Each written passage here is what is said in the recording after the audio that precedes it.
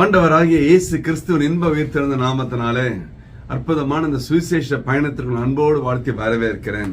அற்புதமான நாளிலே ஆண்டவர் உலகமே ரட்சிக்கப்பட வேண்டும் என்று விரும்புகிறார். அவருக்கு பேரே உலக ரட்சகர். 1 யோவான் 4:14 பிதாவானவர் குமாரனை உலக ரட்சகராக அனுப்பினார். ஏதோ ஒரு பிரிவினருக்கு மட்டும் அல்ல, ஒரு மதத்திற்கு மட்டும் அல்ல, ஒரு குலத்திற்கு மட்டும் அல்ல, ஒரு சாராருக்கு மட்டும் அல்ல, உலகத்திற்கே ரட்சகராய். அவர் பேரு உலக ரட்சகர். பாருங்களேன், அப்பேற்பட்ட உலக ரட்சகர் ஒரே ஒரு நபரை தேடி வருகிறார். அந்த ஒரு நபர் யாரா இருக்கும்? பெரிய தீர்க்கதரிசியா இருக்குமோ, பெரிய ஊழியக்காரா இருக்குமோ, பெரிய படித்தோர் பணக்காரா இருக்குமோ அப்படின்னு ஆண்டவர் அதை குறித்து அதிகமாய் சொல்ல விரும்புகிறார். பாருங்கள், ஏனென்றால் நம்ம வாழ்க்கையை தெரிந்து கொள்ள வேண்டும் அல்லவா? அவர் தேடி வந்த ஒரு நபரை குறித்து வசனம் அழகாய் சொல்லுகிறது. மத்தேயு 15:21 இயேசு அவ்விடம் விட்டு புறப்பட்டு போய் தீரு சூதான் பட்டணங்களின் திசைக்கு போனார். தீரு சூதான் பட்டணங்களின் திசைக்கு போனார். வெகு தூர பிரயாணம். பெரிய கன்வென்ஷன், கிரேட் கன்வென்ஷன், பெரிய குருசைட்லாம் கிடையாது. ஒரே ஒரு நபரை சந்திக்க. அப்ப அந்த நபரை குறித்து நம்ம தெரிஞ்சுக்கணும். யார் அந்த நபர்? 15:22 மத்தேயு பாருங்களேன். அந்த திசைகளில் குடியிருக்கிற கானானிய ஸ்திரீ ஒருத்தி அவரிடத்தில் வந்தாள். ஒரு கானானிய ஸ்திரீ, ஒரு அந்நிய ஸ்திரீ. இவ்வளவு குறித்து சொல்லும் பொழுது மார்க் 7:26 அந்த ஸ்திரீ சீரோபேனோக்கியா தேசத்தாலாய் கிரேக்க ஸ்திரீ.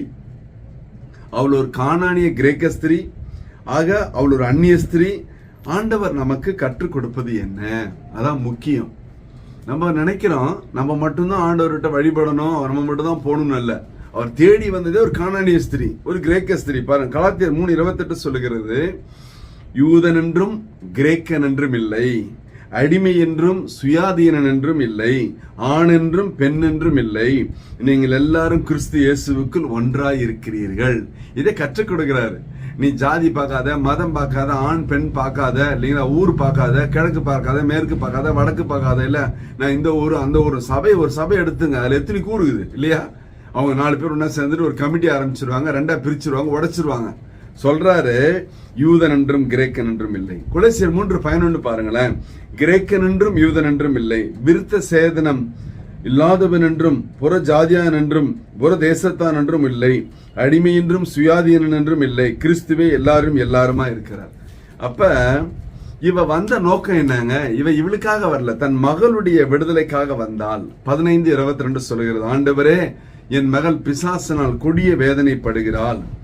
உடனே இவள் விடியலை கண்டாளா அல்லது சுகம் கிடைத்ததா என்பதுதான் பெரிய கேள்விக்குறி. ஆண்டவர் இவளுக்கு சுகம் கொடுத்தாரா என்று. ஏன் ஆண்டவர் இவளுக்கு சுகம் கொடுக்க வேண்டும் என்ற கோணத்தில் நாம் வாசிக்கும் பொழுது, பார்க்கும் பொழுது நம் சில பாடங்களை கற்றுக்கொள்ள முடியும். முதலாவது அவருடைய தாழ்மை பாருங்களேன். அந்த அசுத்தாவை பிடித்திருந்த சிறுபெண்ணின் தாயாக ஒரு ஸ்திரீ அவரை குறித்து கேள்விப்பட்டு அவர் பாதத்தில் வந்து விழுந்தாள். ஆண்டவரை குறித்து கேள்விப்பட்டோன்னு ஸ்ட்ரெயிட்டா பாதத்துல வந்து விழுத்துட்டா. மார்க் 7:25 தாழ்மை. உமக்கு என்னை தவிர, ஆண்டவரை தவிர யாரும் இல்ல ஆண்டவரே அப்படின்னு சொல்லத்தக்கதாக அவள் விழுந்தாள். 15:22 பாருங்களேன். அவரிடத்தில் வந்து தாவீதின் குமாரனை எனக்கு இறங்கும் என்று கேட்டாள். என் மகள் பிசாசினால் கொடிய வேதனைப்படுகிறாள் என்று சொல்லி கூப்பிட்டாள். அப்ப ஆண்டவர் என்று அறிந்திருந்தால், தாவீதின் குமாரன் என்று வம்சத்தை முழு தெரிந்து வைத்திருந்தார், இரக்கமுள்ள தேவன் என்று, இரக்கத்தில் ஐஸ்வர்யம் உள்ளவர் என்று அறிந்திருந்தால், தான் அவருக்கு முன்பாக அடிமை என்று, வெறுமை என்றும் ஒன்றும் இல்லை என்னும் பாதத்தில் விழுந்து காண்பித்தாள். இப்ப பாருங்களேன், அவருடைய பாதத்தில் விழுந்த உடனடியா நம்ம நினைப்போம் உடனே ஆண்டவர் சுகம் கொடுத்திருப்பார். அதான் இல்ல. இரண்டாவது, அவளுக்கு முதல் தாழ்வு மட்டும் இல்ல, விசுவாசம் ஒன்று இருந்தது. என்ன விசுவாசம்? அவரை ஆண்டவர் என்று விசுவாசித்தால். 15:22 மத்தேயுல. 7:26 மார்க்ல பாருங்களேன். அவள் தன் மகளை பிடித்த பிசாசை துரத்திவிட வேண்டும் என்று அவரை வேண்டிக் கொண்டாள். அப்ப ஆண்டவரிடத்துல வேண்டினால் நிச்சயமாக செய்வார் என்ற ஒரு விசுவாசம். இந்த விசுவாசத்துக்கு கிடைச்ச பதில் என்னங்க? அவர் ஒரு வார்த்தையும் பேசவில்லை. 23வது வசனம் மத்தேயு 15 பாருங்களேன். 2வது பேசுறாரு, வாய் திறந்து பேசணும்னா சொல்றாரு, காணாமல் போன ஆடுகள் ஆகிய இஸ்ரவேல் வீட்டாத்திற்கு வந்தன தவிர மற்றபடி அல்ல என்றார். இதுக்கு ஃபர்ஸ்ட் சொன்ன ஆன்சரே கரெக்ட், காமா இருந்தது இல்லையா? அகெயின் அவள் வந்து ஆண்டவரே எனக்கு உதவி செய்யும் என்று அவர் பணிந்து கொண்டார். இப்ப ஆண்டவர் திரும்ப வாய் திறந்து பேசுறார். 15:26 பாருங்களேன். அவர் அவளை நோக்கி, பிள்ளைகளின் அப்பத்தை எடுத்து நாய்க்குட்டிக்கு போடுகிறது நல்லதில்ல என்றார். முதலில் சொன்ன 2 பதிலே தேவலாம் இல்லைங்களா? எங்க இருந்தோ வந்தா வெகு தூரத்துல இருந்து அவளுக்கு இந்த பதில் தேவையாங்க. அப்ப உங்கள் விசுவாசத்தின் பரீட்சையானது பொறுமையை உண்டாக்கும் என்று அறிந்து அது மிகுந்த சந்தோஷமா என்ன வேண்டும். அப்ப அழிந்து போகிற பொண்ணே அக்னியினால சோதிக்கப்படும் பொழுது அதை பார்க்க வெளியேறப்பட்ட உங்கள் விசுவாசம் சோதிக்கப்பட்டு இயேசு கிறிஸ்து வெளிப்படும் பொழுது உங்களுக்கு புகழ்ச்சியும் கனமும் உண்டாகும் என்பதை நிரூபிக்க கர்த்தர் இந்த கேள்விகளை பதிலாய் சொன்னார்.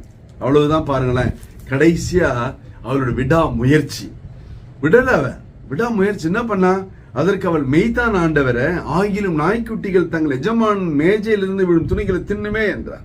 அவ்வளவுதான் சொல்லிட்டார் ஆண்டவர். ஏப்பா நான் உனக்காக வரலாமா, இது வேற விஷயமா, வேற நபர்பான், அவன் விடுற மாதிரி இல்ல. அவ உடனே சொன்ன உடனே என்ன பண்ணார் ஆண்டவர், ஏசு அவளுக்கு பிரதி உத்தரமாக, ஸ்திரீயே உன் விசுவாசம் பெரிது, நீ விரும்புகிறபடி உனக்காக கடவுது என்று. அந்நேரமே அவள் மகள் ஆரோக்கியமானார்.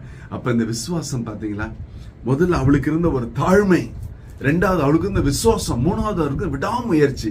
நம்முடைய வாழ்க்கையில் அந்த 3ம் காணப்பட்டால் நாம் எதற்கெல்லாம் ஜெபிக்கிறோமோ அதை கர்த்தர் நிச்சயமாக நிறைவேற்றி தருவார். இந்த நாளில உன்னுடைய விசுவாசம் உன்னை வாழ வைக்க போகிறது, உன்னோட தாழ்மை உன்னை உயர்த்த போகிறது, உன்னை விடாமுயற்சி எல்லா தோல்விகளை தோற்கடிக்க போகிறது. ஒரு விசை கண்களை மூடலாம். ஹல்லேலூயா, ஸ்தோத்திரம் ஆண்டவரே. அற்புதமான ஆசீர்வாத திருநாளிலே கர்த்தாவே, இந்த கானானிய ஸ்திரீ மூலமா தேவன் கற்றுக் கொடுத்த பாடத்துக்காக நன்றி. எங்கள் வாழ்க்கையில நாங்கள் தாழ்மையாய் விசுவாசத்துல விடாமுயற்சியாய் பற்றிக்கொள்ள கற்றுக் கொடுத்த தயவுக்காக ஸ்தோத்திரம். பார்த்துக்கொண்டு பிள்ளைகளோட வாழ்க்கையில மாற்றம் மறுமலர்ச்சி உண்டாகட்டும். இயேசு கிறிஸ்துவின் இன்ப உயிர்த்தெழுந்த நாமத்தினால இந்த பிள்ளைகளை ஆசீர்வதிக்கும்படியா இவனோட பாதத்துல ஒப்பு கொடுத்து ஜெபித்து ஜெயம் எடுக்கிறோம். ஜீவனுள்ள நல்ல பிதாவே, ஆமென். கர்த்தர் உங்களை ஆசீர்வதிப்பாராக. Praise the Lord.